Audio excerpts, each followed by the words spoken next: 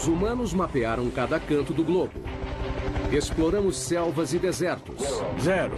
Estudamos o espaço, mas avançamos apenas 11 quilômetros abaixo da superfície da Terra. Apenas 1/500 do caminho até o núcleo. Agora, estamos prestes a ir mais fundo. Faremos uma viagem ao coração do planeta em busca da última fronteira, onde árvores abrem caminho pelas rochas à procura de água, onde formas estranhas de vida habitam lugares mortos. Arranha-céus são construídos sobre areia, minas são do tamanho de cidades e forças enormes continuam a moldar a Terra. Vamos nos unir a cientistas, engenheiros e aventureiros, enquanto investigam, exploram e desafiam os mistérios subterrâneos. Em uma viagem ao centro da Terra. Chegar ao centro da Terra exige uma viagem de 6.400 quilômetros por 3 camadas subterrâneas distintas. A primeira é a crosta terrestre, uma camada superficial frágil com apenas 32 quilômetros de profundidade. Imagine a Terra sendo um ovo cozido. Na verdade, proporcionalmente, os continentes são 3 vezes mais finos que a casca do ovo e a crosta oceânica é quase 10 vezes mais fina. A crosta guarda muita coisa dentro dessa profundidade relativamente rasa. Sobrepõe-se zonas de carvão, água, sal, ouro, prata, petróleo. O mais interessante para nós que vivemos na superfície da Terra é que ou plantamos algo ou extraímos. Então, grande parte do nosso mundo vem do subsolo de diversas formas. Abaixo da crosta fica uma camada mais grossa, o manto, com 2.900 quilômetros de rocha derretida em movimento. Sob o planeta, há uma região extremamente agitada de rocha derretida, com pressão e temperatura alta. A mais de 3.780 graus Celsius, o manto está em agitação constante, rachando a crosta acima em grandes placas chamadas tectônicas. Essas placas agem moldando a Terra como em nenhum outro planeta. As placas que se movem centímetros por ano podem se juntar ou se separar com resultados incríveis. Temos vulcões em erupção na superfície, terremotos, e ainda conseguimos sobreviver nesse equilíbrio delicado. Por incrível que pareça, vulcões são fonte de riqueza e fertilidade. São os vulcões que trazem nutrientes e materiais para a superfície da Terra. E é por isso que temos os solos férteis. É de onde vêm os recursos minerais e é como se formam. 2.900 quilômetros abaixo, no núcleo externo, o ferro derretido guarda a chave para a nossa sobrevivência. Um campo magnético para o planeta que nos protege da radiação solar. Precisamos do campo magnético terrestre por causa da força intensa do nosso Sol. Por fim, alcançamos o núcleo interno, o ambiente natural mais mortal da Terra. E quando chega ao centro da Terra, a pressão é 3.600.000 vezes maior que a da superfície. É o suficiente para pegar essa rocha de granito e diminuir seu volume pela metade. Nossa incrível viagem começa a poucos centímetros abaixo de nós.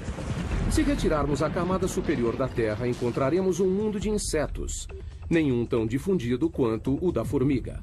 Esse ninho deve ser bem grande. Formigas construíram incontáveis ninhos sob a superfície de todos os continentes, exceto na Antártica. Dá pra ver formigas saindo por cima. Parece que algumas delas carregam larvas. Formigas existem há 120 milhões de anos. São anteriores a dinossauros como o tiranossauro. Dividiram a Terra com estegossauros e tricerátops. São 140 mil formigas para cada humano. Eu não conheço outro inseto social que seja tão difundido. É uma sociedade que se estende por trechos imensos do ambiente terrestre. Formigas são rápidas. A velocidade delas é equivalente a um humano correndo a 65 km por hora. E são fortes. Podem levantar até 20 vezes o próprio peso, como um homem adulto levantando um carro. Mas o que mais fazem é construir ninhos. Surpreendentemente, uma tarefa crucial para os humanos. Os ninhos ajudam o ar e a água a penetrar no solo, mantendo-o fresco e fértil.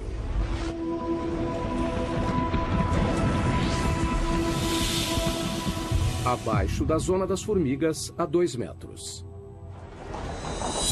Londres, Inglaterra. 2 metros abaixo dessas ruas movimentadas estão as veias e artérias que suprem as necessidades da vida moderna. 45 mil quilômetros de rede de gás. 31 mil quilômetros de cabos elétricos. 64 mil quilômetros de encanamento.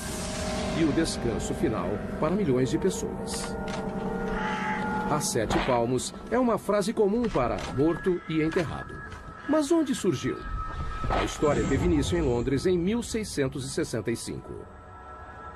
A cidade sofreu uma epidemia de peste negra. No seu auge, o número de mortos chegou a mais de 7 mil por semana.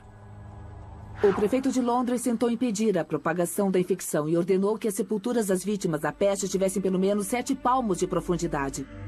Acreditava-se que os mortos poderiam infectar as pessoas saudáveis. Então, enterrar os corpos a 2 metros parecia fundo bastante para conter a doença. Mais tarde, as pessoas descobriram que a peste era transmitida através das pulgas e ratos pretos. No final, o surto de 1665 causou cerca de 72 mil mortes. 1 em cada 6 moradores de Londres. A cidade foi poupada apenas no ano seguinte, quando o grande incêndio de Londres acabou com todos os ratos. Mas a tradição da profundidade da sepultura foi espalhada pelo mundo.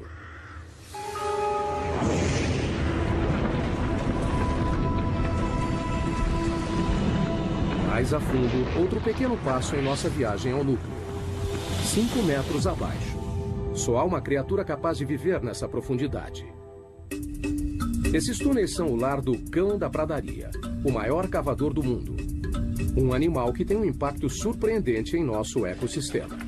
Os cães da pradaria adultos têm 30 centímetros e pesam cerca de 1,5 kg, mas no subterrâneo são literalmente escavadeiras. Eles empurram a terra com a mão ou chutam a terra com as patas. E a parte mais interessante é que usam a cabeça como uma britadeira. Uma toca pode ter 5 metros de profundidade e mais de 90 metros de comprimento. É maior que um campo de futebol. E também incrivelmente complexa. O projeto incorpora um sistema de condicionamento de ar sofisticado. 2 entradas de diferentes alturas criam um vácuo parcial que puxa o ar pela entrada mais baixa e empurra para fora pela mais alta. Então, a toca é um sistema bem complicado. Eu acho que não existe outro animal que tenha um sistema tão complicado. Essas pequenas criaturas têm uma importância inesperada para outros animais. Muitos outros animais dependem dos cães da pradaria para sobreviver. Por exemplo, essas tocas têm um impacto importante no modo como a água e os nutrientes circulam no ecossistema da pradaria. A grama com elas é mais nutritiva. O terreno se beneficia com a presença de cães da pradaria. A escavação traz ar para o solo e os dejetos ajudam a fertilizá-lo. No início de 1800, havia 400 milhões de cães da pradaria. Mas os fazendeiros os viam como peste e atiravam-os e envenenavam. Hoje existem menos de 100 milhões. Péssima notícia para as áreas onde vivem. Eles não fazem mais parte do ecossistema da pradaria como faziam antes, há 200 anos. Porque não há número suficiente para povoarem o local e terem o impacto que precisamos. Então teremos mais corujas buraqueiras, os bisões irão se alimentar, as salamandras também. Por um lado, eles não estão ameaçados, mas o ecossistema da pradaria, como deveria ser e como era há 150 anos, esse está ameaçado. A próxima parada na nossa viagem ao núcleo é a 15 metros. Aqui, em muitos lugares do mundo, formas de vida superiores desaparecem.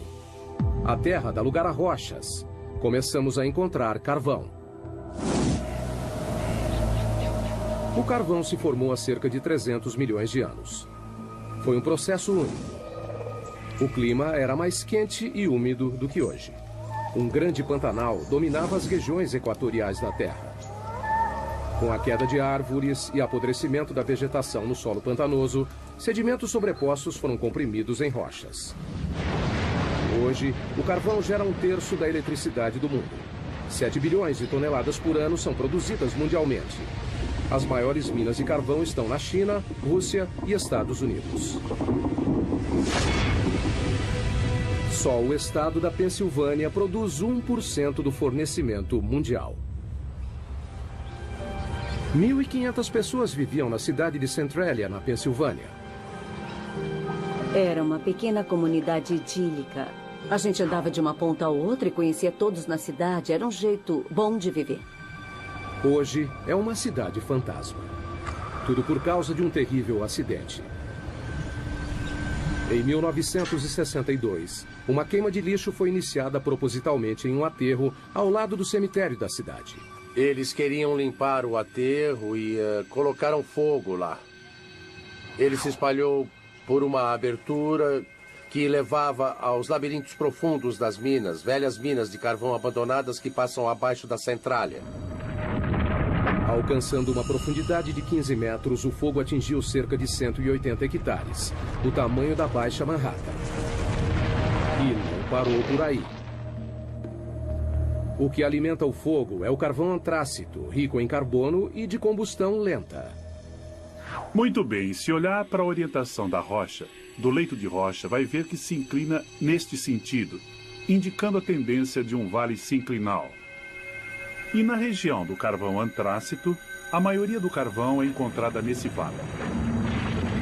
Queimando a 650 graus Celsius, o ponto de fusão do alumínio, o fogo consumiu o solo e a rocha até não restar mais fundações.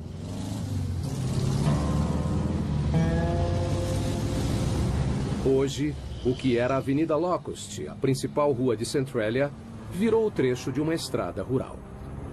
É difícil imaginar que aqui era o centro da cidade. Temos aqui uma fotografia de como era a Centralia desse ponto, onde nós estamos agora. Era aqui que John Coddington tinha um posto de gasolina e, olhando ali na frente, aquela árvore morta é a mesma árvore dessa foto. E as ruas eram lotadas de casas, era, sabe, uma do lado da outra. E agora não existem mais, todas estão... a natureza está reivindicando o lugar e não sobrou muito do que a cidade costumava ser. Essa casa, na Avenida Locust, do outro lado do posto de gasolina, pertencia a Bob Gadinsky. Em 1977 era uma única casa que minha esposa e eu adorávamos demais. Ficava em uma comunidade que era extremamente unida. Mas como pode ver hoje, não há nada além do mato que cresceu. Com o passar dos anos, o fogo ficou mais forte, mais ousado, chamuscando a paisagem, carbonizando as árvores, tudo do subsolo. Além do calor e da fumaça, o fogo emitia gás nocivo, como ainda faz até hoje. Tem monóxido de carbono, dióxido de carbono, sulfeto de hidrogênio e dióxido de enxofre. Então não é recomendável respirar este ar por causa desses gases que estão presentes. Quando as ruas começaram a se desintegrar, o governo federal interveio. Em 1984, o Congresso financiou uma evacuação voluntária. A maioria dos cidadãos de Centralia se mudou para nunca mais voltar. Era preocupante viver em cima do desastre. A gente se sentia preso. Eu estava preocupada com a segurança das crianças, então procurei sair o mais rápido possível. O fogo subterrâneo venceu. Our journey continues, moving deeper toward the Earth's core. Giant machines bore their way through a mountain. And engineers build the world's tallest skyscraper in a pile of sand. We're taking a journey to the Earth's core. Along the way, we'll encounter amazing animals, breathtaking feats of human endeavor, incredible engineering, and awesome natural wonders. De 15 para 150 metros subterrâneos. Agora a Terra já deu lugar ao leito de rocha. Essa é a zona de construção. A camada onde a maioria dos grandes projetos de construção do mundo toma forma. Como os metrôs. Existem 52 sistemas ferroviários subterrâneos no mundo. O mais extenso fica em Xangai, na China, com 420 quilômetros de trilhos, 55 quilômetros a mais que o de Nova York. Mas o túnel de metrô mais profundo é o de São Petersburgo, na Rússia, a 104 metros, quase à altura da Estátua da Liberdade. Antigamente os túneis eram cavados assim, ou assim. Agora eles usam isso. A tuneladora, também conhecida como tatuzão. A tuneladora foi usada pela primeira vez em 1956 para cavar o túnel de esgoto do rio Humber, em Toronto. A máquina tem 120 metros de comprimento. A cabeça de corte tem 15 metros de diâmetro e gira 3 vezes por minuto para escavar a rocha. Um feixe de laser a mantém no caminho. Conforme as tuneladoras avançam, anéis de aço e lajes de concreto são instalados. Como uma fábrica móvel, ela corta a rocha à frente e deixa um túnel finalizado para trás. A tuneladora é o segredo por trás de alguns dos maiores túneis do mundo, como o túnel base de São Gotardo, que liga a Suíça e a Itália através da cordilheira mais alta da Europa, os Alpes. Em seu lugar mais profundo, o túnel está a 2,5 km abaixo dos picos da cordilheira. Com 58 quilômetros, é o túnel ferroviário mais comprido do mundo. A construção começou em 1996. Foram utilizadas 4 tuneladoras que perfuraram 2 túneis paralelos simultaneamente dos 2 lados, através de 24 milhões de toneladas de rocha. Demorou 14 anos, mas, em outubro de 2010, o projeto foi finalizado.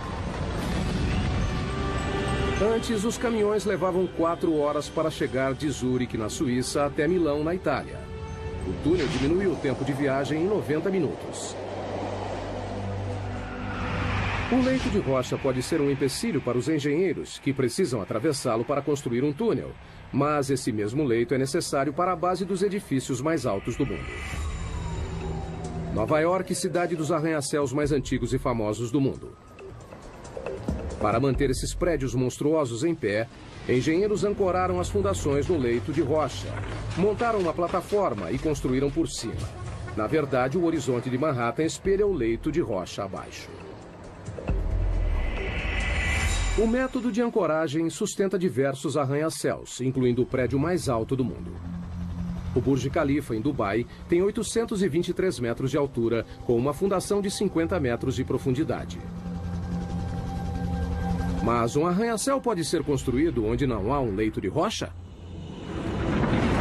É um desafio que os engenheiros enfrentam na próxima parada de nossa viagem. 115 metros no subsolo, embaixo de um dos edifícios mais altos do mundo, o Petronas Towers, em Kuala Lumpur, Malásia. Incrivelmente, essas imensas torres de concreto e vidro não ficam no leito de rocha, mas sim na areia. Nunca construa casas da areia. Bom, provamos que casas podem ser feitas da areia com as técnicas de engenharia certas. A construção começou em 1996. Os 2 edifícios foram projetados com 88 andares, 460 metros de altura. Cada um pesaria em torno de 300 mil toneladas. No começo, a ideia era colocar as fundações em leito de rocha, mas análises revelaram que a rocha abaixo do local de construção se curvava acentuadamente para baixo, como um penhasco subterrâneo de quase 185 metros. Se continuassem, as torres ficariam metade sobre o topo do penhasco e metade fora. Um convite para o desastre.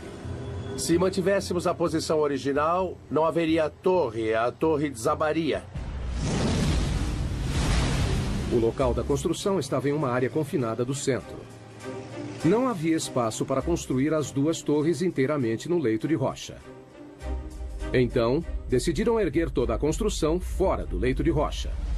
Mas isso significava fazer as fundações em uma camada de areia, através do solo macio. As fundações seriam mantidas no lugar pelo atrito, a mesma força que mantém um prego na madeira. Um prego é colocado no pedaço de madeira, da mesma forma que os pilares em atrito estão colocados em toda essa zona de terra abaixo dessa torre. A equipe de construção teve trabalho. Foram colocados 104 pilares sob cada torre, com 3 metros de distância entre eles. Praticamente uma floresta de concreto e aço. Alguns pilares têm 115 metros de profundidade. Em 2011, são as fundações mais profundas de qualquer prédio do mundo. A engenharia subterrânea alcançou o impossível. 2 torres de 460 metros, construídas sobre areia. Os engenheiros usam a geologia há tempos para guiá-los em seu trabalho. Mas a geologia pode ser imprevisível. O próprio termo leito de rocha remete a algo resistente, mas não é sempre assim. Um leito de rocha pode ser bastante antigo. Essa rocha tem 1,6 bilhão de anos. Mas também é bastante vulnerável a um elemento simples: a chuva. Caindo no leito de rocha durante bilhões de anos, a chuva causa deformações e rachaduras.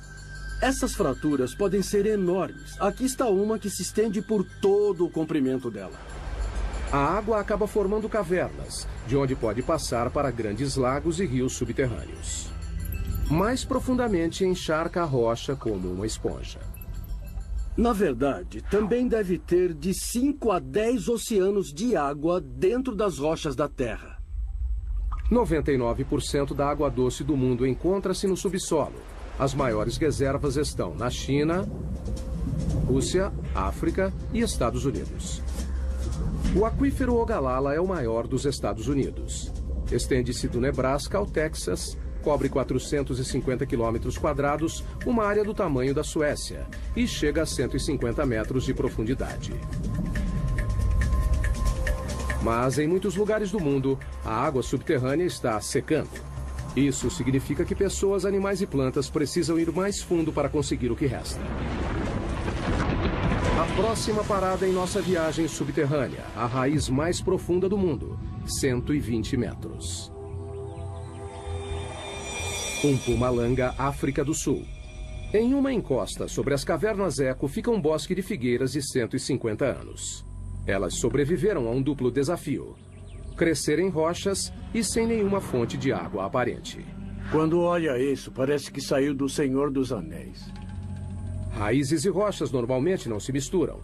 Árvores geralmente crescem em solo fértil, mas o clima aqui é árido. Não há chuva durante metade do ano. As figueiras precisam de 23 litros de água por dia para sobreviver e até quebram rochas para conseguir.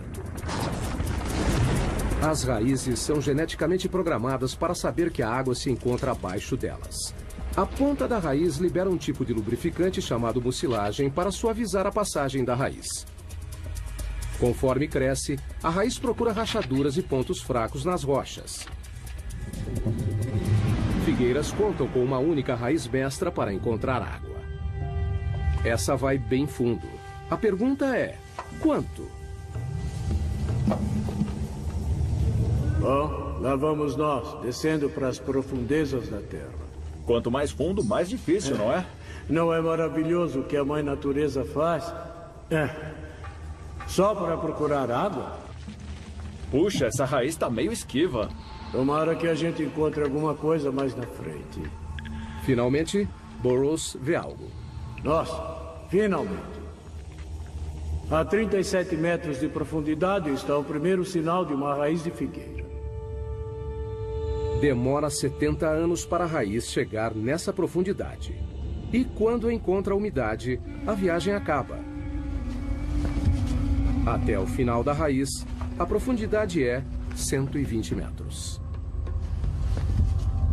Estamos vendo as raízes mais profundas do mundo. Nesse momento tem água aqui. Tem água sendo bombada abaixo da minha mão até a árvore. O caminho todo até a superfície. Down through layers of rock, our journey continues. 100 feet deeper than the tree root. The pressure has climbed 220 pounds per square inch, 15 times greater than at the surface.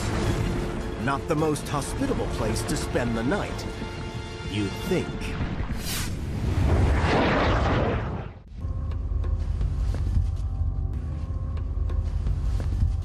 Depois dos mamíferos subterrâneos, túneis artificiais e da raiz mais profunda, entramos na área dos minerais.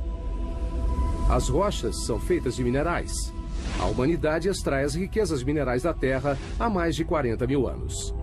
Mas o que fazer com uma mina que atingiu o fim da vida útil? Algo bem inesperado. É o que a próxima parada dessa viagem revela. Sala Suécia, 150 metros de profundidade. Desde 2006, uma antiga mina de prata é o local da suíte de hotel mais procurada do mundo. Apesar de decorada com prata e com uma sala de jantar exclusiva, O banheiro mais próximo fica na superfície. E a temperatura ambiente é de 4 graus. A mina de prata, que hoje abriga um quarto, foi fechada em 1908. Durante 400 anos, os mineiros cavaram 40 mil toneladas de rocha, principalmente com as mãos. No século XVI, essa era a mina mais importante da Suécia. Hoje, o legado dos mineiros é visto nos túneis e cavernas que se estendem na escuridão por 20 quilômetros. O grande interesse turístico pela mina deu a ideia da suíte de hotel.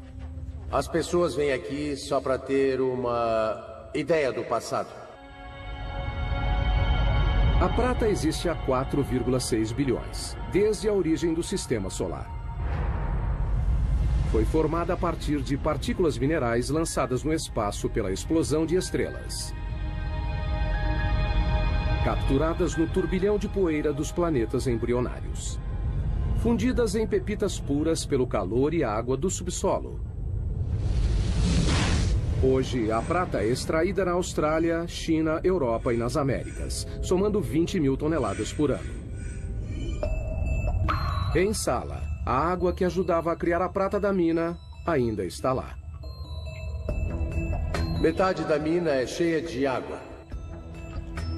Enquanto a mina funcionava, bombas levavam a água para ser filtrada.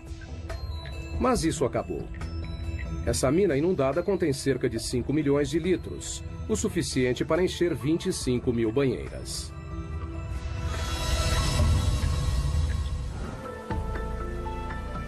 Marco e Tatia Hannistow alugaram a suíte de hotel subterrânea para comemorar o 15º aniversário de casamento. Tá certo? A ideia foi dela. Perfeito. Bom, eu queria fazer uma grande surpresa para ele. E alguma coisa especial. Vamos lá? O elevador leva 4 minutos e meio, avançando 60 centímetros por segundo para chegar na suíte de 150 metros abaixo. Marco está com dúvidas. Eu tô nervoso.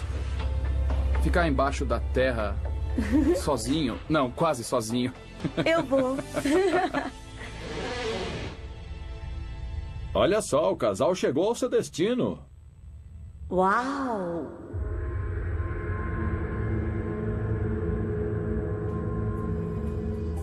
Ai, isso é maravilhoso. Quando o casal senta para jantar, Marco ainda está um pouco apreensivo. Maravilha, agora só tenho que ter coragem para dormir. Mas no fim ele consegue passar a noite.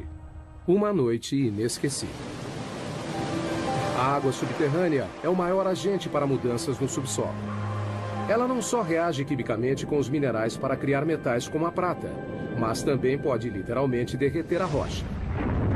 Cidade da Guatemala 2010. Um estrondo repentino, queda de alvenaria. Quando a poeira baixou, a única coisa que restou foi um buraco enorme. Com 30 metros de profundidade e 20 metros de largura, um quarteirão inteiro desapareceu. A cidade da Guatemala é construída sobre calcário poroso. O fluxo de água subterrâneo dissolveu a rocha, deixando somente uma camada superficial frágil, que poderia ceder a qualquer momento. Inacreditavelmente, o desabamento tirou apenas uma vida. Mas já é o segundo grande buraco na cidade em 3 anos. As dolinas, como são chamados, são assustadoras e às vezes mortais, mas alguns podem fornecer muitos dados científicos. A próxima parada em nossa viagem subterrânea também é na América Latina, a 335 metros. Zacatón, México. Nessa dolina cheia de água não há espaço para a vida. Abaixo da superfície plácida não há ar. Mas uma forma de vida cresce aqui, micróbios. E eles são bem estranhos. Todas as bactérias e formas de vida precisam sobreviver num ambiente anaeróbico, o que acaba levando a formas de vida incomuns. Em 2006, a NASA enviou uma equipe para estudar os micróbios de Zacatón. O primeiro passo foi descobrir o formato do interior da dolina. Não sabíamos o tamanho e nem a profundidade. Era tudo uma grande incógnita. Então trouxeram uma nova tecnologia. Um robô em formato de ovo projetado para ir aonde outras sondas não conseguiam. Eles o apelidaram de Depth X. Ele tem propulsores em todas as direções, então pode ir para todos os lados, consegue girar e fazer qualquer movimento necessário para encontrar o caminho num ambiente tridimensional.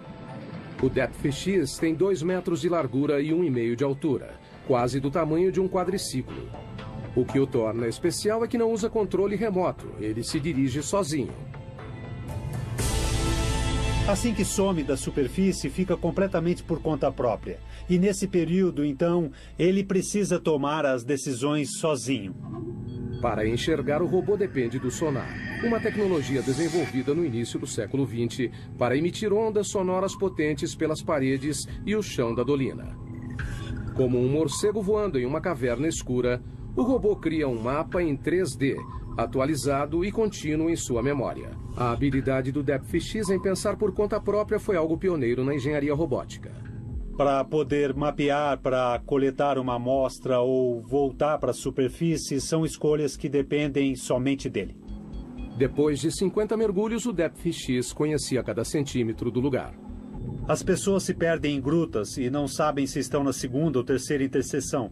Um robô como o Depth X faz um bom trabalho para distinguir dessas situações confusas e, em alguns casos, faz melhor que as pessoas. Em pouco tempo, os segredos de Zakaton foram desvendados. Sabemos que é quente. Talvez existam aquíferos termais alimentando Zakaton. Mas a maior surpresa foi a descoberta de mais de 100 tipos de bactérias, incluindo 6 novas espécies de micróbios chamados de arqueia, que têm um estilo de vida estranho, à custa de enxofre. Uma das árqueas tinha enxofre dentro do organismo, então estava metabolizando o enxofre, o enxofre da água e usando como fonte de energia. A descoberta confirma que a vida não precisa das mesmas condições da Terra para se desenvolver. Um dia, um descendente do Depth X pode acabar fazendo uma viagem pelo espaço. Veremos esses exploradores avançando, indo para lugares que as pessoas não podem ir. Em lugares como a Lua de Júpiter, Europa, na busca por uma forma de vida similar em outro mundo. Há muitas dolinas na América Latina, principalmente no México. Só na província de Yucatán há mais de 3.000 delas. Algumas contêm água, outras não. Mas nenhuma delas pode ser comparada à nossa próxima parada da viagem. O poço vertical mais profundo do mundo, a Caverna das Andorinhas.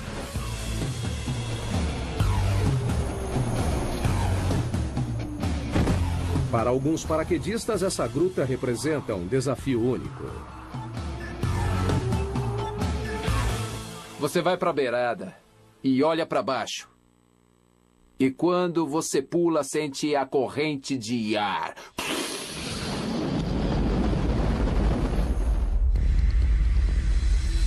430 metros de profundidade. 40 metros de diâmetro no topo, que se abre para 2 hectares no fundo. O poço tem as mesmas dimensões do Empire State. A Caverna das Andorinhas recebe esse nome por causa das aves que fazem ninhos em suas paredes superiores. Milhões delas saem ao amanhecer e voltam ao anoitecer. Mas o que é fácil para os pássaros é difícil para um paraquedas. A posição e a noção de tempo são tudo. No subterrâneo, os paraquedistas correm o risco de ficar desorientados. Quando salta para o subterrâneo, as paredes te cercam. Vai encarar uma parede o tempo todo. O paraquedista tem 6,5 segundos para puxar a corda. Se demorar mais, não haverá tempo do paraquedas abrir.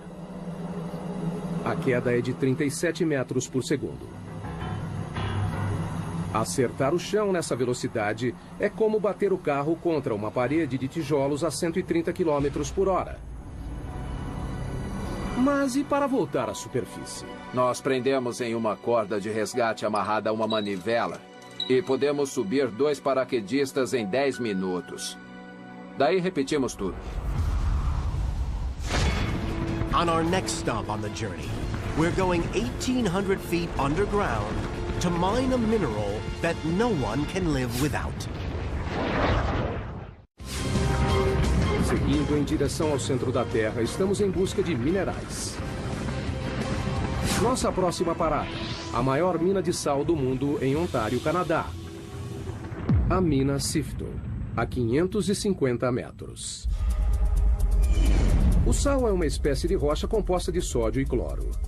É tudo o que restou do oceano que uma vez cobriu a Terra. Por causa das mudanças climáticas, ele evaporou. Um adulto normal precisa consumir uma colher de chá por dia ou corre o risco de ficar doente, em coma e até morrer. Então, não é surpresa que as primeiras minas de sal tiveram início há mais de 14 mil anos, onde hoje é a Áustria. Em todo o mundo, mineiros extraem 260 milhões de toneladas por ano. As maiores jazidas estão na China, Rússia e Canadá. A mina Sifto foi aberta em 1959 e fica a 530 metros abaixo da cidade de Goderich, em Ontário, e se estende por baixo do lago Huron. A maioria das minas consiste em túneis pequenos sustentados por vigas e pilares chamados de escoras. Sifto parece mais uma cidade subterrânea. Suas vastas cavernas cobrem mais de 7 quilômetros quadrados, quase o tamanho do centro de Manhattan. Tem até suas próprias lojas e escritórios. O teto baixo diz aos mineiros que estão próximos do alvo, onde estas serras enormes entram em ação. Nós escavamos túneis com 4 metros de altura e 20 de comprimento. As lâminas de 3 metros cortam as rochas enquanto giram 1.500 vezes por minuto. O ar fica denso com a poeira. O barulho é ensurdecedor, mas está prestes a aumentar ainda mais.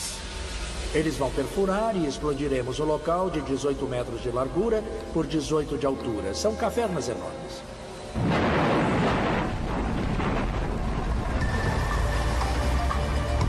Caminhões gigantes levam as rochas cortadas de volta para a mina e colocam nas mandíbulas de um triturador faminto. Os caminhões descarregam 10 vezes por hora, o tempo todo, 7 dias por semana. Nos 4 minutos em que esse monstro é carregado, lascas de 250 quilos são reduzidas a pedras menores. Esteiras levam o sal para o silo regulador. É um tanque enorme que coloca o sal dentro dos baldes que sobem e descem e mandamos o sal para cima. Mas esse grande silo é uma vantagem enorme para nós. Com o silo regulador, todo o processo pode ser feito no subterrâneo. Estamos falando de uma taxa de 24 a 26 mil toneladas içadas por dia e temos capacidade para mais que isso. Todo dia, essa mina produz sal suficiente para metade da população mundial. E a Sifto acredita que pode manter a produção por mais 250 anos.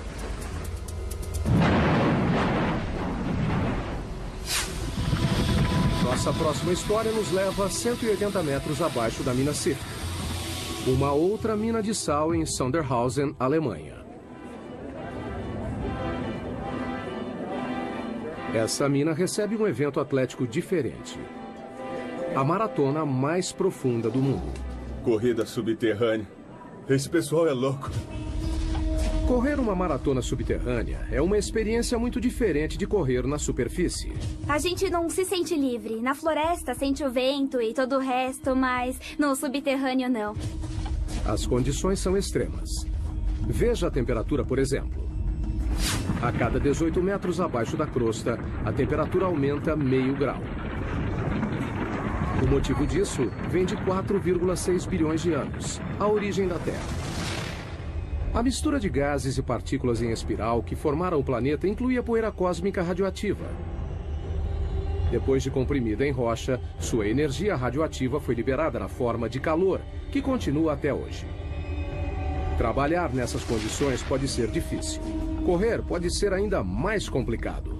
A uma profundidade de 730 metros, os corredores subterrâneos lidam com um calor de 27 graus. É muito quente. Parece o inferno. 40% de umidade. O ar não é muito bom. Aqui embaixo, acho que esse é o pior problema. E um percurso difícil. A corrida é executada em um circuito desigual que sobe e desce 215 metros em cada volta. Quando leva um tombo aqui, pode se machucar muito feio. Em uma maratona normal, os pés ficam 0,2 de segundo no chão. Com a fadiga, ficam mais tempo no chão. Na mina, quanto maior o contato, maior o risco. Tá vendo isso aqui? É escorregadio. Precisamos de tênis com uma boa sola, como essa que é grande, mas eu acho que podia ser maior. Eu acho que travas seria muito bom. Ter cravos. Ou cravos. Embaixo. Inevitavelmente, o terreno traiçoeiro faz uma vítima. Quebrou? Não dá pra saber. Por que maratonistas correriam em condições tão perigosas é um mistério. Mas se perguntar para eles, dirão a mesma coisa. É emoção, é a corrida mais difícil do mundo. Eu acho que quem pode dizer que correu uma maratona 600 metros abaixo da terra? Depois de passar metade do dia no subterrâneo, os maratonistas estão livres para voltar à superfície. A temperatura quente, o ar seco e as duras condições foram temporários. Mas para 33 mineiros chilenos em 2010, sair não foi tão fácil. O teto do túnel desabou e os prendeu a 730 metros, a mesma profundidade da maratona. Os mineiros suportaram um calor de 27 graus, o ar denso com pó de rocha, escuridão e isolamento. Eles nem tinham certeza de que sairiam de lá. A entrada do resgate teve que ser aberta através de uma rocha vulcânica chamada basalto, famosa por deslizamentos repentinos. Temendo provocar um novo desabamento, equipes de todo o mundo usaram tecnologia moderna para cavar a entrada do resgate. Foi um processo lento. Depois de 69 dias, todos os 33 mineiros foram resgatados. Foi um dos maiores resgates de minas de todos os tempos. Heading down, half a mile, 3/4. We're now beyond the 1 mile mark. Buried under 6,800 feet of solid granite, this underground lab is hunting one of the smallest objects in the universe.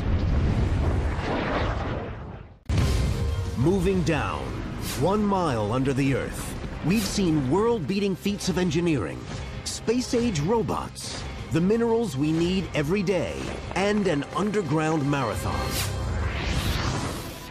Estamos nos aproximando do local mais profundo em que um humano já esteve. Esse é o laboratório científico mais profundo do mundo.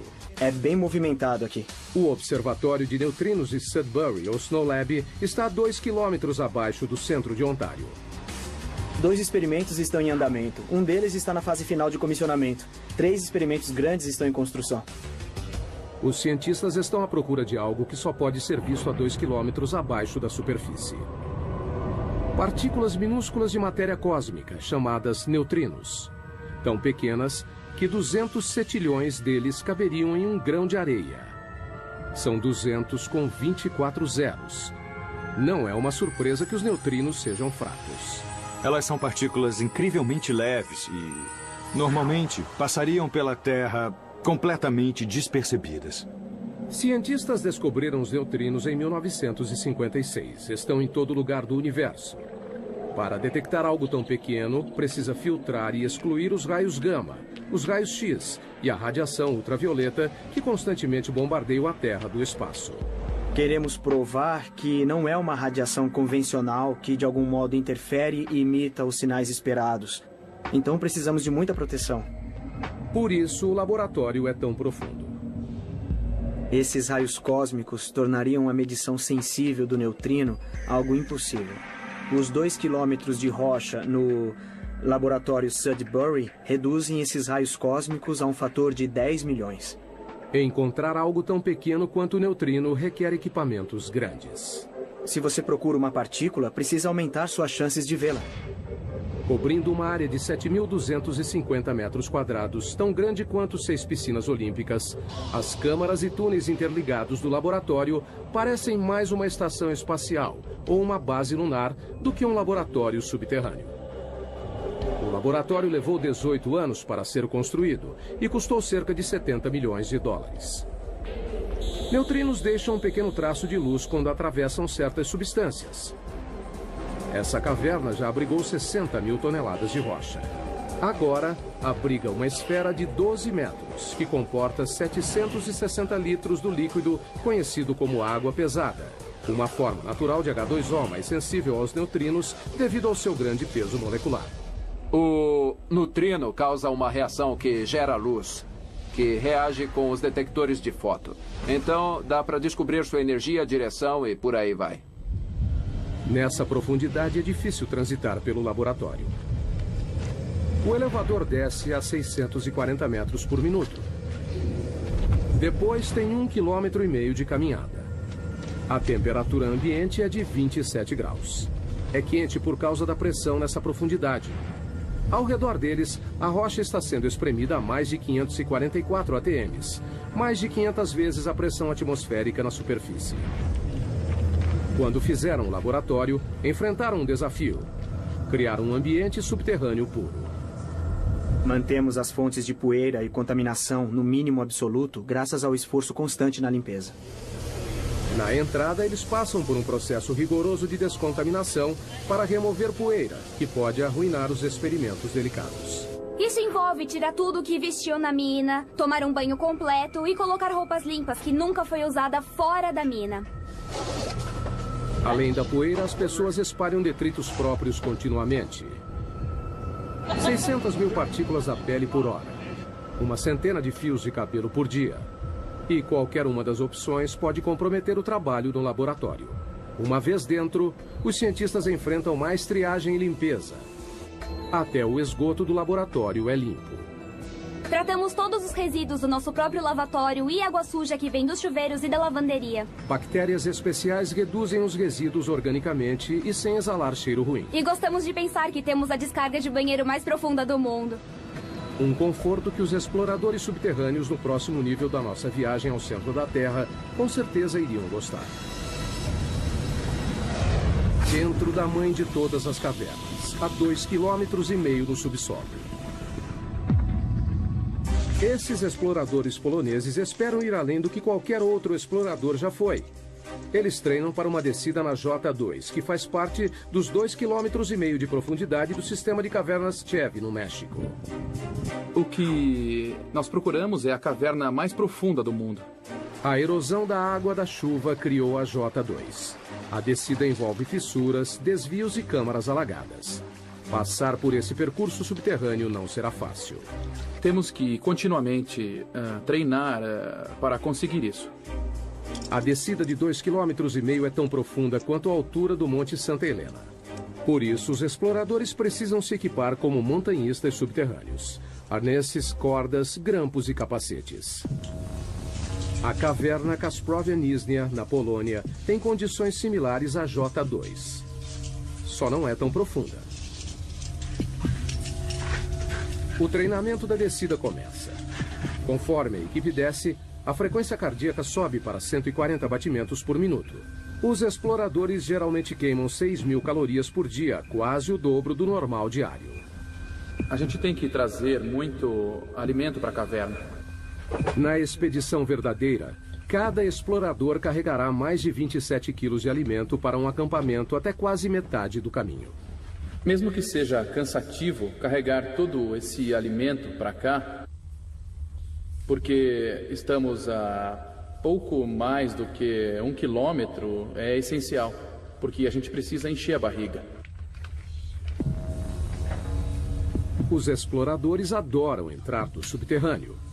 Quanto menor e mais apertado, melhor. Para mim é como um parquinho. É brincar com os amigos. Mas a verdadeira J2 não é um jardim de infância. Ela contém passagens tão apertadas que até os exploradores mais experientes achariam assustadoras. Eu sou pequena, então não costumo me sair mal em lugares apertados, mas não entro em lugares muito apertados. Eu acho que odiaria isso. Para passar pelas fissuras, os exploradores precisam reunir toda a experiência e habilidade. Porque se você escorregar apenas 20 centímetros, você pode ficar preso em uma fissura. O que poderia ser fatal, já que o resgate não conseguiria chegar tão longe. A descida continua.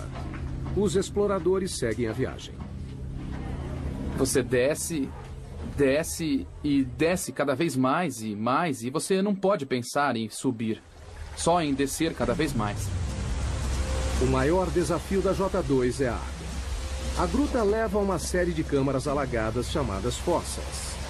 São 3 dias rastejando, pulando, escalando e descendo para chegar nesta passagem alagada, cheia de água, onde você precisa usar o equipamento de mergulho e então o jogo começa. Se chover enquanto estiverem no subterrâneo, a equipe corre o risco de ficar presa. Na última expedição, a J2, 2 equipes ficaram presas nessa caverna. Mas com o avanço do treinamento, uma volta para o México é uma perspectiva que ainda deseja. Nossa equipe era de 6 pessoas, nós descobrimos a entrada, então sinto como se fosse nossa caverna. A essa profundidade há ar e água, mas não há luz do sol. Por isso, os exploradores não costumam encontrar muita vida.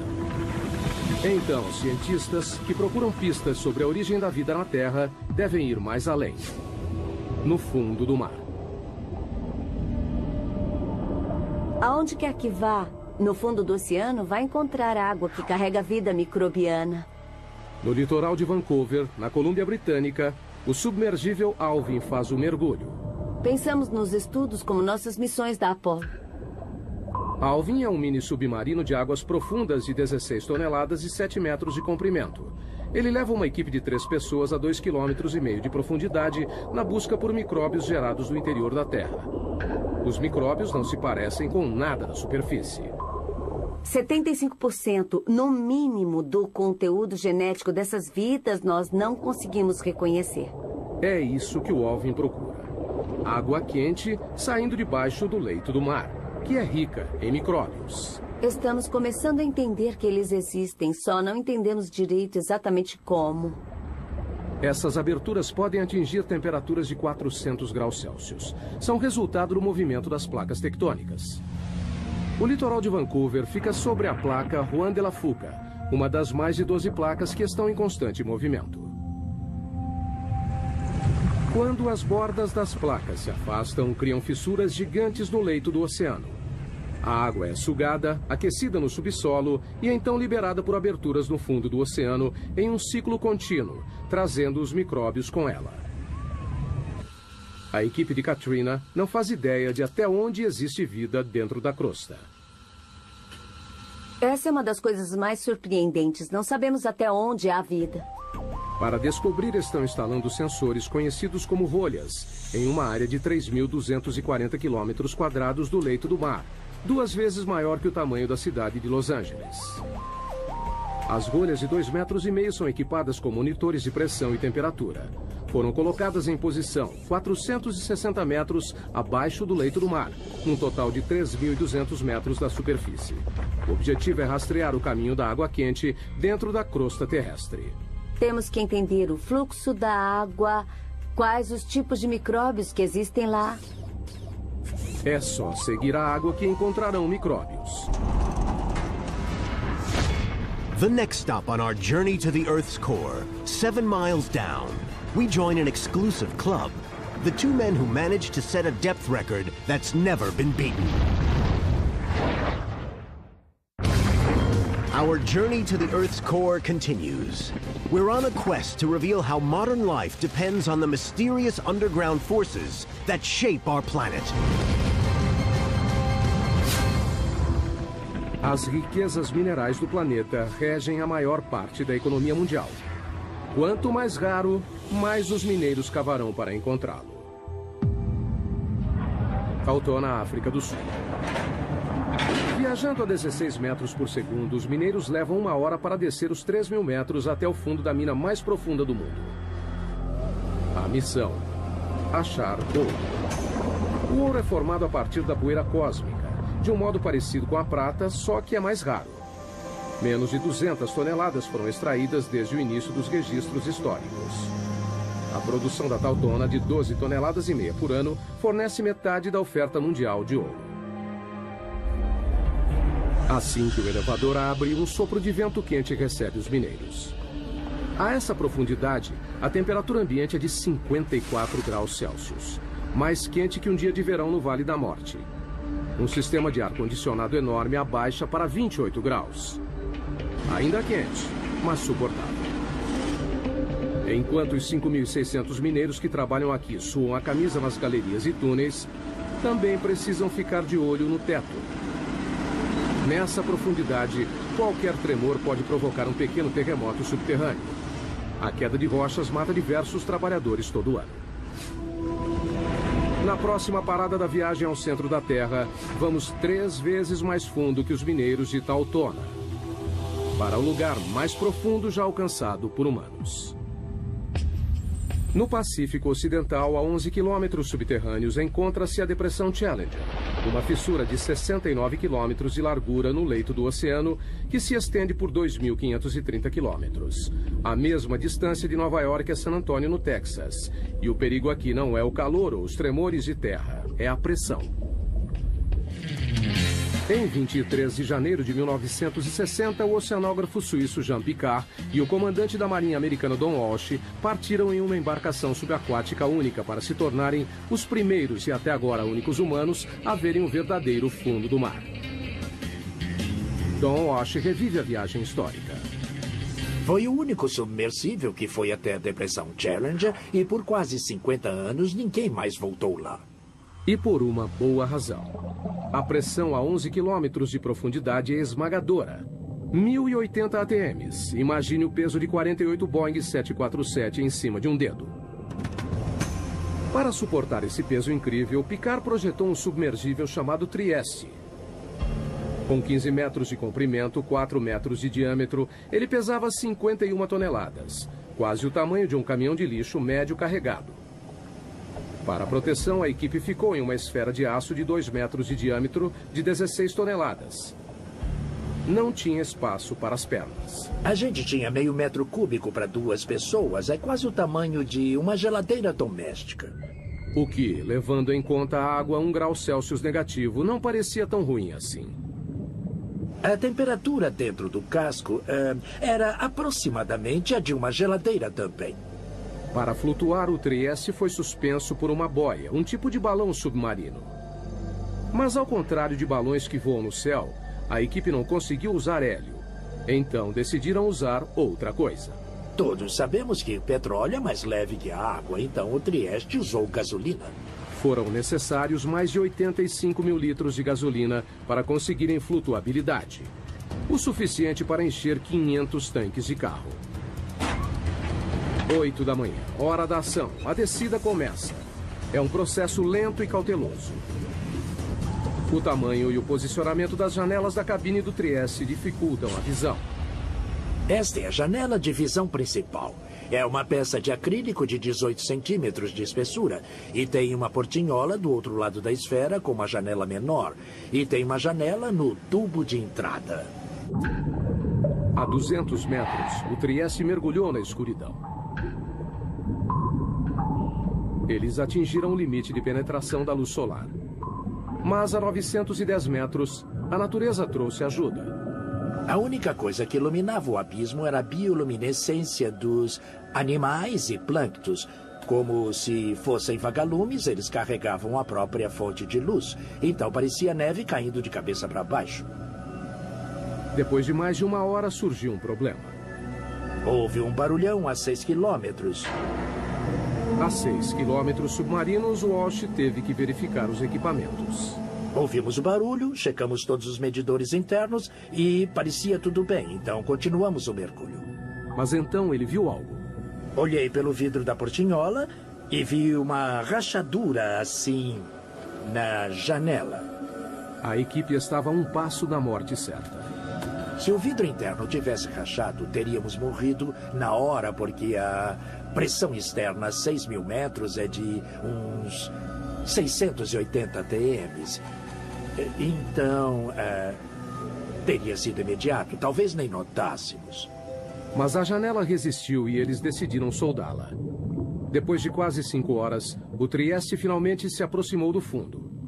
Walsh viu algo inacreditável. Um pouco antes de pousar, nós vimos um linguado. Animais vertebrados não deveriam viver nessa profundidade.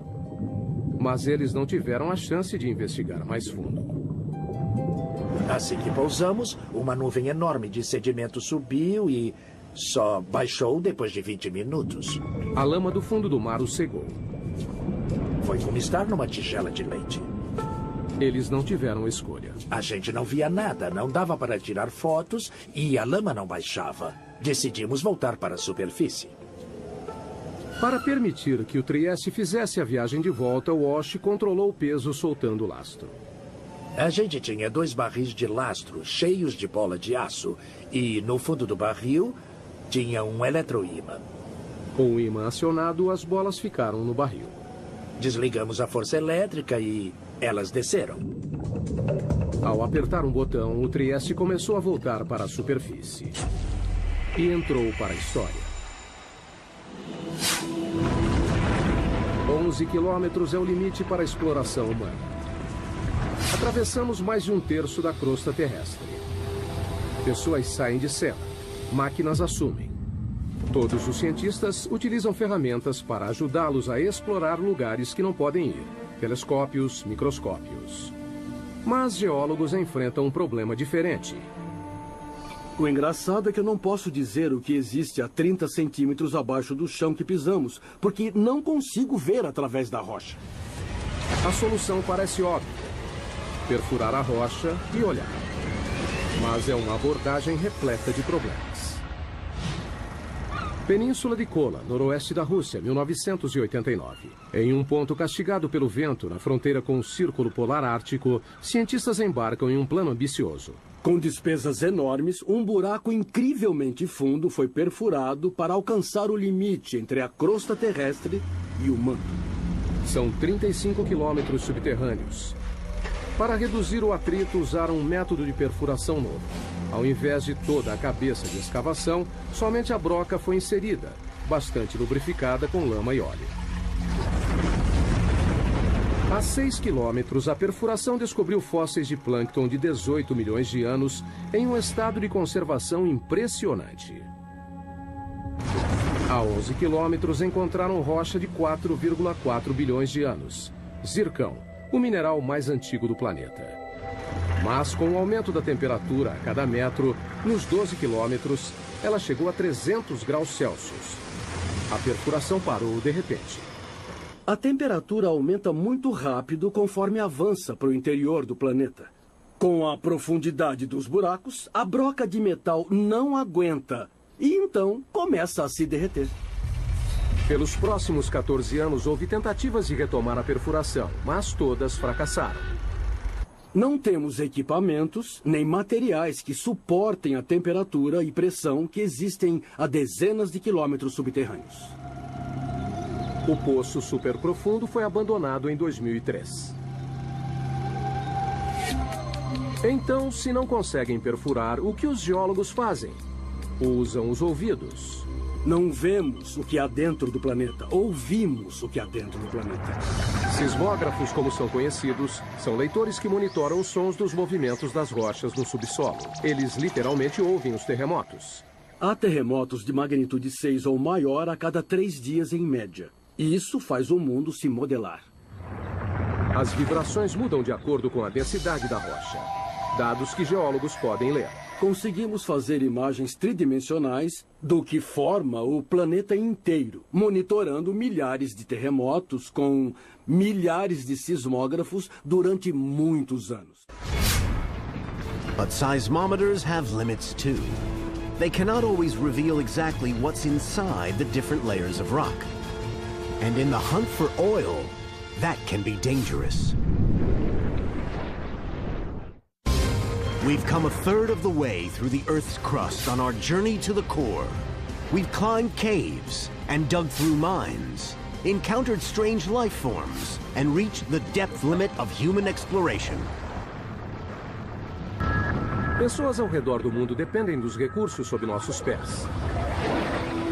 A próxima parada em nossa jornada ao centro da Terra. O campo de petróleo mais profundo dos Estados Unidos, 11 quilômetros abaixo do Golfo do México.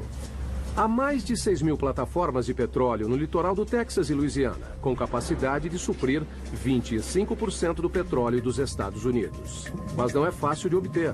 É preciso atravessar 1,5 km de mar e depois mais 9,5 de pedra.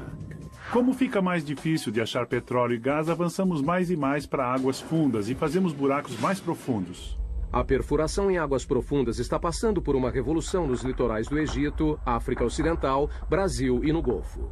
É maravilhoso termos a tecnologia para avançar tão profundamente. Mas a tecnologia tem suas limitações. Na primavera de 2010, uma plataforma chamada Deepwater Horizon perfurava um poço relativamente raso a 7 quilômetros no campo de Macondo, cerca de 80 quilômetros da costa da Louisiana. 20 de abril, 22 horas. A plataforma foi abalada por uma explosão. A bola de fogo foi vista a 56 quilômetros de distância. 11 funcionários morreram, 17 ficaram feridos. 1,5 km abaixo, no leito do oceano, a ruptura do poço liberou até 60 barris de petróleo por dia. Um barril tem 180 litros. Foi como jogar 450 caminhões-tanque no mar. O vazamento totalizou quase 5 milhões de barris. Foi o pior desastre de petróleo nos Estados Unidos. Então, o que deu errado? A Deepwater Horizon já tinha perfurado 11 quilômetros no fundo do campo de petróleo do Golfo no outono anterior, em um local diferente. Em comparação, perfurar em Macondo seria fácil. Mas as aparências podem enganar. O Golfo é um dos lugares mais difíceis de perfurar. O relevo costeiro cai em mais de 1,5 km de cumes íngremes e vales, com desfiladeiros e vulcões ativos de até 150 metros. A geologia é bem complicada. O petróleo sob o leito irregular do fundo do mar está abaixo de uma camada de rocha de 35 milhões de anos, com 245 metros de espessura, preso sob uma pressão enorme, mais de 1.100 vezes a da superfície. E tem também o peso das rochas, sobrepostas, pressionando, que faz a pressão do fundo do poço aumentar incrivelmente. Além da pressão, os perfuradores de petróleo podem encontrar perigosos bolsões de gás metano congelado, conhecido como hidrato. Se acidentalmente perfurar isso, pode ser um problema. Aquecido pelo atrito da broca, o metano explode o poço, liberando uma quantidade enorme de petróleo. Muitos pesquisadores associam a tragédia do Deepwater Horizon a um bolsão de metano congelado. A tecnologia de escaneamento convencional nem sempre pode detectá-los, e isso é um desafio para a exploração do petróleo. E ninguém sabe a quantidade existente porque é muito difícil conseguir uma imagem sísmica. Agora, os exploradores estão usando uma nova geração de sensores de fundo do mar para ajudá-los a detectar o gás congelado antes de se tornar uma ameaça. Literalmente, nós o descemos pela lateral do navio e ele afunda até o leito do oceano, usando uma âncora de concreto pesada, e fica lá por vários dias ou até vários meses. Ao contrário do sismógrafo padrão, esse sensor não mede as ondas sonoras geradas pelo movimento tectônico da Terra. Ao invés disso, detecta eletricidade. Medimos as propriedades eletromagnéticas do leito do mar, a condutividade elétrica. A eletricidade vem do campo magnético da Terra. Quando encontra a radiação do Sol na atmosfera superior, gera uma corrente mundial dentro da crosta, que alcança o núcleo externo da Terra. Mas ela é fraca. Medimos menos de 1 nanovolt no fundo do oceano. Os sinais que nos interessam são pequenos. A corrente passa por diferentes rochas dependendo da facilidade com que conduzem ou resistem à eletricidade. Ao medir essa corrente, os sensores fornecem uma imagem mais detalhada do que há na rocha, fazendo a distinção entre um bom condutor, como a água, e um mau condutor, como o petróleo. O que é bom porque gastar 100 milhões de dólares perfurando um poço de água salgada é perda de tempo. Como o petróleo, o hidrato de metano também tem baixa condutividade, mas existe a pouca profundidade abaixo do leito do mar. Para encontrá-lo, é preciso dar um choque na Terra. E é isso que esse instrumento que está na minha frente vai fazer. Eles o chamam de SUSY. da sigla em inglês para instrumento aquático de energia elétrica. Ele usa uma fonte de 2.000 volts com corrente de até 500 amperes. Um mini-raio, 5 milhões de vezes mais forte que a dose necessária para matar um ser humano. Nós descemos com um cabo de reboque atrás dos navios de pesquisa, muito próximo do leito do mar. Alimentamos com energia e ele gera uma corrente elétrica que é injetada na água por uma antena. E então eles medem o resultado. Uma leitura superficial que mostra uma rocha resistente à eletricidade pode significar que ela contém bolsões de hidrato. Só o tempo poderá dizer se o escaneamento eletromagnético ajudará a reduzir os riscos de explosões em campos de petróleo submersos.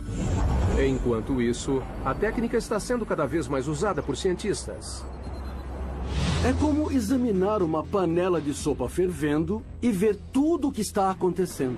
E revela muitas coisas sobre o movimento das rochas no interior da Terra. Com as imagens de alta resolução dos sismógrafos, podemos perceber pequenos detalhes do que acontece no interior do planeta, coisa que realmente não era possível durante muitos anos. Moving further down, 10 miles, 20 miles toward the bottom of the crust.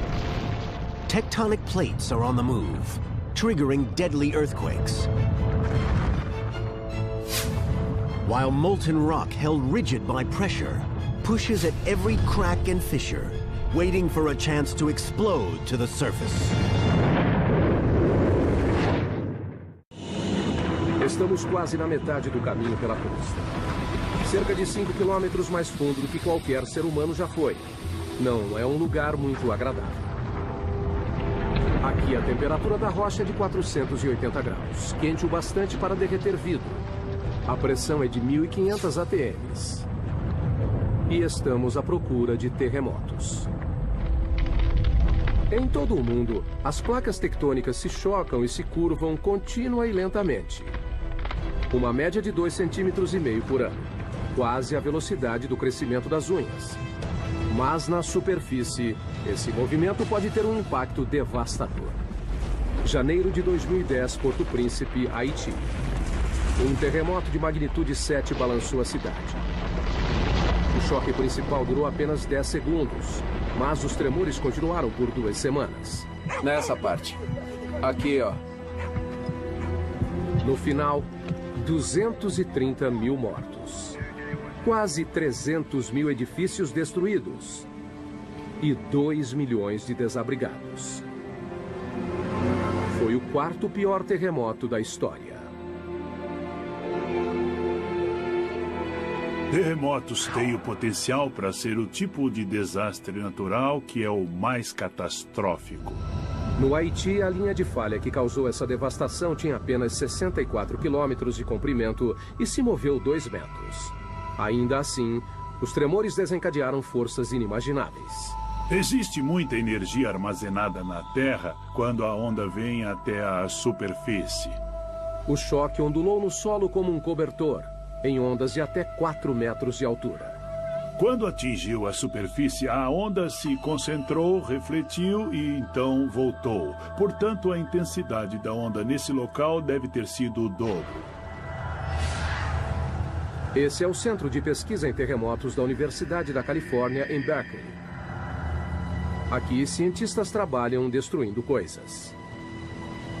Esses são alguns modelos de teste de colunas de canto e pode ver que estão bastante danificadas.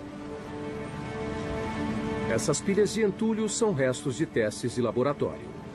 O fruto do trabalho científico para criar o edifício perfeito à prova de terremotos. Cientistas descobriram que se um terremoto acontece uma vez, ele se repetirá no mesmo local. Não é uma questão de ser, mas de quando. Simulação. Na Califórnia, infelizmente, temos terremotos com bastante frequência e por isso nós queremos estar preparados para o próximo. As opções são se mudar ou se proteger. Simulação. Nós temos que nos preparar para os terremotos com projetos melhores. Durante um terremoto, o movimento mais perigoso não é para cima e para baixo, mas de um lado para o outro. Aqui, ó.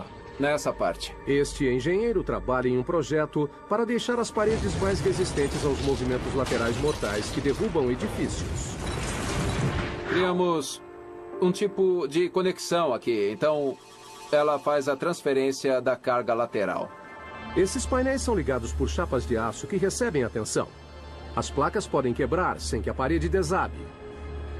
Os painéis são uma mistura de concreto e fibras de aço para os tornarem mais flexíveis e menos quebradiços. Foram projetados para serem danificados. A equipe de Berkeley usa uma variedade de equipamentos para submeter novos projetos a lentos processos de destruição. Este enorme bloco de concreto tem 8 metros de comprimento e 7,5 de altura. Pesa 300 toneladas. Há muita energia latente presa em toda essa estrutura. Quando esses 4 cilindros hidráulicos empurram o bloco, eles transferem a energia para as estruturas em teste. Nesse caso, as estruturas são as colunas e vigas semelhantes à de um arranha-céu. Ninguém sabe qual será o resultado. É a primeira vez que testamos algo desse tipo. O objetivo é levar tudo ao limite. O edifício é empurrado em uma direção e as vigas são giradas contra as colunas. O aço curvou, mas a estrutura sobreviveu. Um começo promissor para esse projeto. Mas a única maneira de ter certeza que a estrutura se manterá durante um terremoto é fazer um acontecer. Essa é uma mesa vibratória. A mesa vibratória nos dá a possibilidade de provocarmos um terremoto. Como o nome sugere, as mesas vibratórias atingem réplicas de prédios com tremores em escala real. Assim, nós podemos simular 6 tipos de movimento. A mesa pode balançar para frente e para trás, inclinar e para cima e para baixo, para os lados, para representar o que aconteceria em um terremoto. O objetivo não é analisar por que os prédios caem, mas por que continuam em pé. Uma das coisas que queremos ser capazes de fazer é prever quando uma estrutura desabará completamente ou desabará parcialmente. Os terremotos já mataram milhões. Mas o movimento tectônico que os causam também faz parte do ciclo mundial, que é crucial para a saúde do planeta Terra.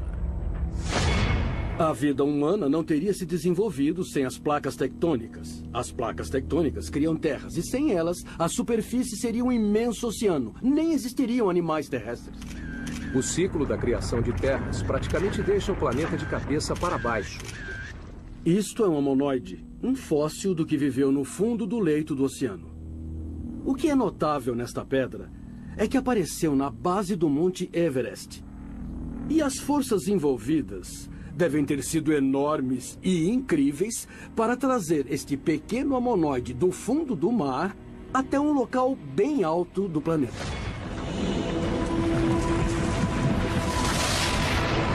E a fonte dessas forças estão mais abaixo das placas tectônicas. É a próxima parada da nossa jornada ao centro. 35 quilômetros abaixo está o manto. Uma vasta região com 2.900 quilômetros de profundidade que compreende 70% da massa do planeta. Aqui, a corrida para ver quem provoca mais mudanças nas rochas é entre a temperatura e a pressão. A 56 quilômetros, a pressão é 16.500 vezes maior que a da superfície. Mais do que um humano aguentaria.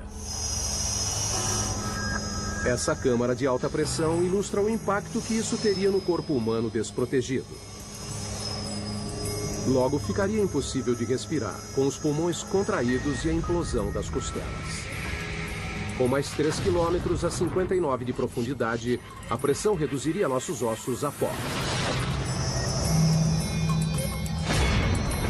Mas a temperatura também sobe, graças à liberação de energia radioativa do manto.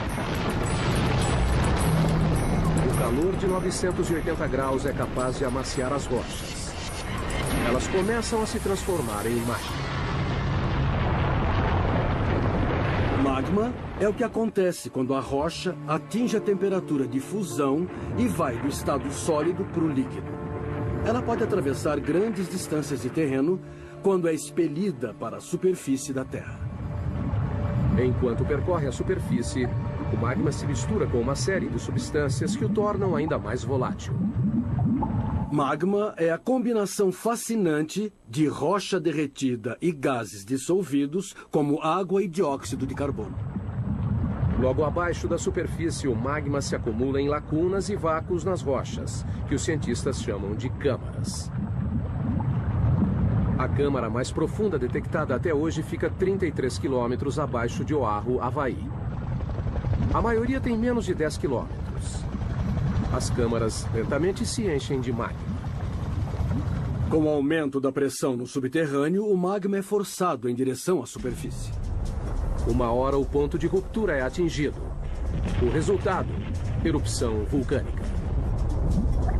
Uma das imagens mais poderosas do interior da Terra é dos poucos lugares onde o interior vem para a superfície, como no vulcão. 500 milhões de pessoas no mundo vivem bem perto de um vulcão. Uma única erupção pode ser catastrófica. Vulcões podem subir bem depressa e, em alguns casos, levaram dezenas de milhões de anos para serem criados. Acontecem sem aviso, chegam a 530 graus e é quase impossível de serem parados. Abril de 2010. O vulcão Eiffel entra em erupção na Islândia. Liberou 99 milhões de metros cúbicos de cinzas, o bastante para encher 40 mil piscinas olímpicas. Uma nuvem de cinzas de 9 quilômetros foi para o ar. Espalhou-se por mais de 1.800.000 quilômetros quadrados.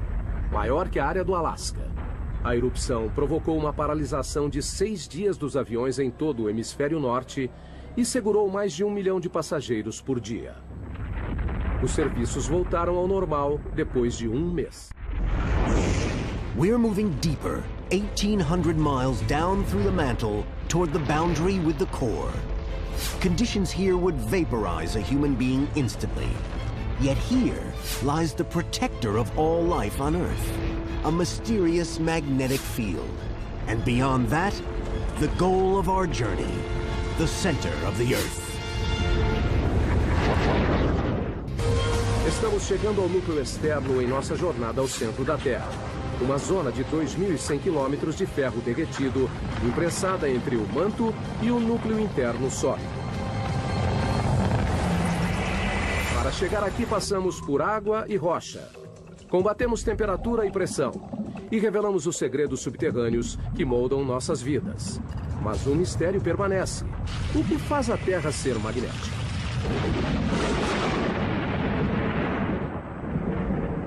O campo magnético da Terra se estende por 72 mil quilômetros no espaço. Ele protege o planeta da força total da radiação solar. Um único brilho solar de 2 horas libera 10 bilhões de toneladas de partículas radioativas. Energia suficiente para abastecer os Estados Unidos por 10 mil anos ou evaporar nossa atmosfera. Sem o campo magnético para bloqueá-las, as partículas solares acabariam com a vida na Terra. Precisamos do campo magnético da Terra por causa da força intensa do nosso Sol. O campo se origina do núcleo externo rico em ferro. A próxima parada da nossa jornada, 2.900 quilômetros subterrâneos. A temperatura aqui é de 4.420 graus. Quente o suficiente para vencer a rigidez e derreter o ferro.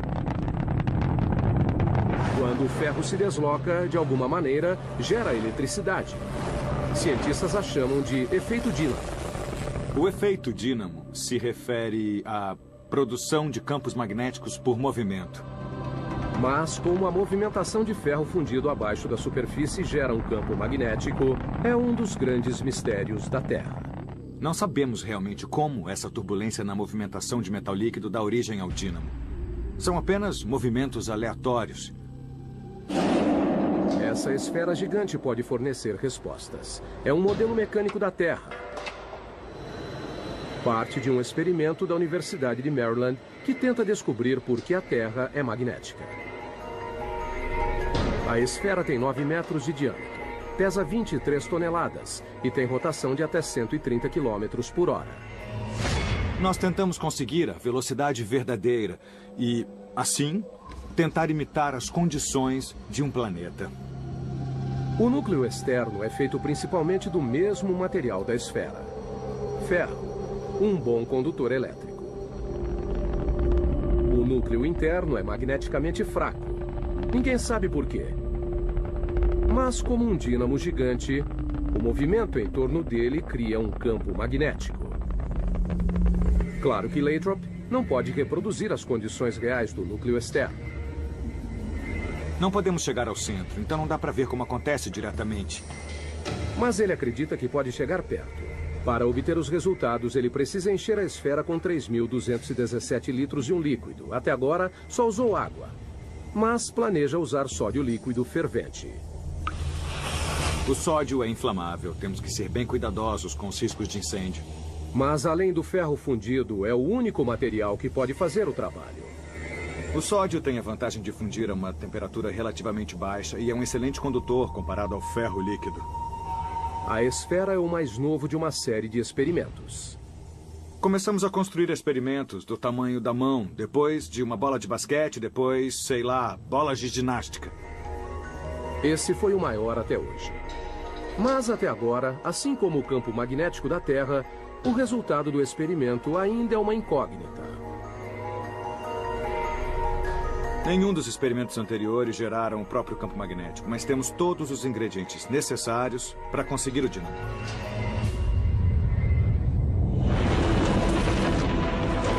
Quase 6.500 quilômetros subterrâneos, chegamos ao final da nossa jornada, o núcleo da Terra. Uma massa de ferro com 2.400 quilômetros de diâmetro, com uma área de superfície um pouco maior que a América do Sul. A temperatura aqui é igual à da superfície do Sol. Mas o peso de todo o planeta apoiado nele mantém o ferro rígido. A pressão é muito intensa. É mais que 3,5 milhões de vezes maior que na superfície. A mesma convicção que ajuda a gerar magnetismo também empurra o calor para a superfície no processo de resfriamento do núcleo. Quando a temperatura cai, o núcleo solidifica lentamente. Um dia, não haverá mais rocha derretida para criar o campo magnético. Mas o Sol já terá se extinguido, acabando com a Terra antes desse dia chegar. Enquanto isso, o calor do núcleo ajuda a impulsionar o lento ciclo do manto, que renova a superfície, alimenta a química de nossa riqueza mineral e gera o campo magnético que nos protege do universo hostil. As chances de se encontrar outro planeta como a Terra são realmente mínimas. Descemos quase 6.500 quilômetros para o fim da nossa jornada. Vimos túneis que atravessam montanhas e minas do tamanho de cidades. Passamos por fogo e inundação, terremotos, vulcões, pressão esmagadora. E descobrimos o segredo mais profundo da Terra. É o que acontece no subterrâneo que mantém o planeta vivo.